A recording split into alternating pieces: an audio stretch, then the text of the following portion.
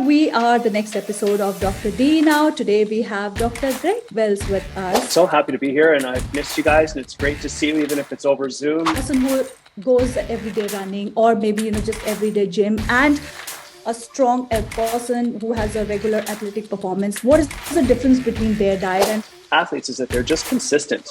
They do the basics very, very well. They're not trying to biohack. They're not trying to take shortcuts. They're not really taking that many supplements. I'm sure a lot of listeners out there are mothers who are worried about their young adults. So what one needs to do? Girls go to the gym too, which is also incredible. Like anyone who's going to the gym, we want to make sure that they're into a healthy lifestyle. Who's going to the gym, you've done a great job. You're a great mom. Don't worry about it. That's 99% of the battle. Now, when it comes to the protein powders, I have been listening to your podcast and wherever you speak, and what I learned that you're a strong supporter of plant-based food. I am plant-based, not plant entirely. We do have fish, we do have some meat, but in general we eat a lot of plants. That's the foundation. Traditional foods in India are fantastic also because they have so many spices.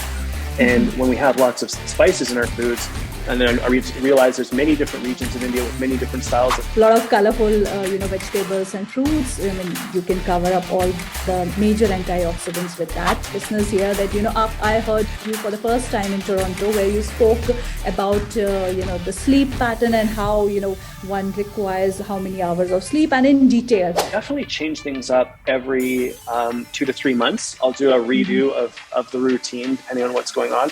I also travel a fair bit, so this is my routine when I'm at home in Toronto. You also mentioned particularly about reading before you sleep, and you mentioned fiction books. Is there a reason you mentioned fiction book? Because we want to defend our last hour.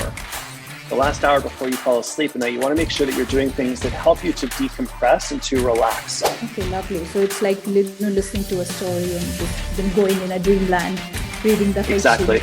Probably about 3 hours before any other athlete made it there. The consistency and curiosity is what will take you to, because we keep on listening to these words continuously, but actually following it, what you're passionate about and being curious so that, being a learner lifelong will take you a longer way.